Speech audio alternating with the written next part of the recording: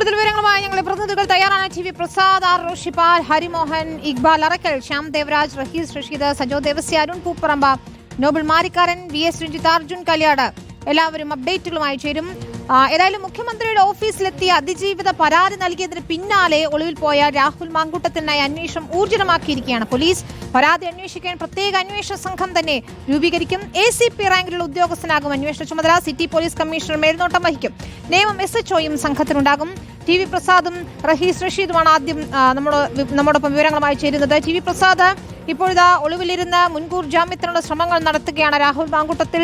പക്ഷേ പോലീസ് വലവിരിച്ചു തന്നെയാണുള്ളത്. ഏത് വിധേനയും ഇത്ര ഗുരുതര കുറ്റകൃത്യമാണ് നടന്നിരിക്കുന്നത്. അതുകൊണ്ട് തന്നെ MLA യെ പിടികൂടുക, അതിനുവേണ്ടി എല്ലാ കാടും പടലവും പെറുക്കിയുള്ള അന്വേഷണം എന്ന് നമുക്ക് മനസ്സിലാക്കാം. ഒപ്പം സൈബർ പോലീസിന്റെ സഹായവും ഇതിൽ നിർണായകം തന്നെയാണ്. ഉറപ്പായും വിനീത, അതിവേഗതയിൽ തന്നെയാണ് പോലീസിന്റെ നീക്കം എന്ന് തന്നെയാണ് ഇതിലെ പ്രധാനപ്പെട്ട കാര്യം. ഇന്നലെ ഏതാണ്ട് ഈ സമയത്താണ് മുഖ്യമന്ത്രിക്ക് ആ പെൺകുട്ടി നേരിട്ടെത്തി പരാതി കൊടുക്കുന്നത്. പരാതി എഴുതി കൊടുത്തത് മാത്രമല്ല, ഡിജിറ്റൽ എവിഡൻസ് ഉൾപ്പെടെയാണ് മുഖ്യമന്ത്രിക്ക് കൈമാറിയതും പിന്നീട് സംഭവങ്ങളെക്കുറിച്ച് ഒരു ചെറുവിവരണം മുഖ്യമന്ത്രിയെ ബോധിപ്പിക്കുകയും ചെയ്തു. അതിന് പിന്നാലെ ക്രൈംബ്രാഞ്ചിന്റെ ചുമതലയുള്ള ADGP H വെങ്കടേഷിനെ നേരിട്ട് സെക്രട്ടേറിയറ്റിലേക്ക് വിളിപ്പിച്ചാണ് മുഖ്യമന്ത്രി ഈ പരാതി കൈമാറുന്നത്. അവിടെ മുതൽ പിന്നെ പോലീസ് വിശ്രമിച്ചില്ല എന്ന് വേണം കരുതാൻ. അതിന് പിന്നാലെ പോലീസ് ഹെഡ്ക്വാർട്ടേഴ്സിൽ ഉന്നത പോലീസ് ഉദ്യോഗസ്ഥരുടെ യോഗം ചേർന്നു. ഓൺലൈനായും അല്ലാതെയും ചേർന്നു. എന്തൊക്കെ വകുപ്പുകൾ ഉൾപ്പെടുത്തണം എന്ന കാര്യം വിശദമായി ചർച്ച ചെയ്തു. പിന്നീടും വൈകിയില്ല, റൂറൽ SP ഓഫീസിൽ പെൺകുട്ടിയുടെ മൊഴി രേഖപ്പെടുത്തി. രാത്രി വൈകുവോളം രാവിലെ 6 മണിക്ക് തന്നെ തിരുവനന്തപുരത്തെ വലിയമല പോലീസ് സ്റ്റേഷനിൽ FIR രജിസ്റ്റർ ചെയ്യുന്നു. ആ FIR നേമം പോലീസ് സ്റ്റേഷനിൽ രജിസ്റ്റർ ചെയ്യുന്നു. ഗുരുതരമായ കുറ്റകൃത്യങ്ങൾ ചെയ്തു എന്ന് ആ FIRന്റെ ഭാഗമായി ഉണ്ട് എന്നതാണ് ഇതിലെ പ്രധാനപ്പെട്ട കാര്യം. പോലീസ് രാഹുൽ മാങ്കൂട്ടത്തിന്റെ അറസ്റ്റിലേക്ക് നീങ്ങാനുള്ള എല്ലാ സംവിധാനങ്ങളും ഒരു ഭാഗത്ത് തയ്യാറാക്കുന്നു, മറുഭാഗത്ത് ഇതിന്റെ നിയമ നടപടികളിലേക്ക് ഒന്നൊന്നായി കടക്കുകയും ചെയ്യുന്നു. ലുക്കൌട്ട് നോട്ടീസ് പുറപ്പെടുവിച്ചു. രാജ്യം വിട്ടു പോകാതിരിക്കാൻ സംസ്ഥാനം കടന്നതായുള്ള ഒരു വിവരം പോലീസിനുണ്ടെങ്കിലും അത് സ്ഥിരീകരിക്കാൻ ഇതുവരെയും കഴിഞ്ഞിട്ടില്ല. ഇന്നലെ ഏതാണ്ട് ഈ സമയത്താണ് ഫേസ്ബുക്കിൽ ഒരു പോസ്റ്റുമിട്ട് രാഹുൽ മാങ്കൂട്ടത്തിൽ മുങ്ങിയത്. പിന്നെ പൊങ്ങിയില്ല എവിടെയും. ഇന്നലെ ഫോൺ ഓഫായി. ഇന്ന് രാവിലെ ഓൺ ചെയ്തു.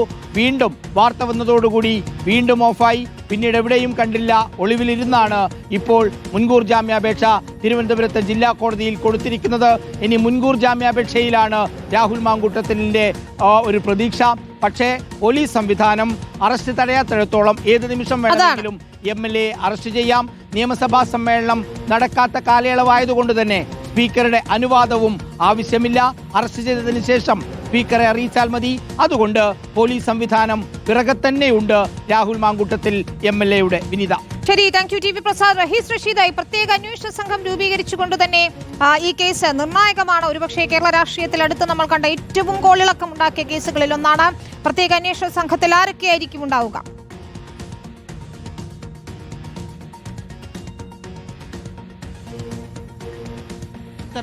അല്പസമയത്തിനകം ലോ ആൻഡ് ഓർഡറിന്റെ ADGP ആയ H വെങ്കടേഷ് പുറത്തിറക്കും എന്നാണ് മനസ്സിലാക്കുന്നത്.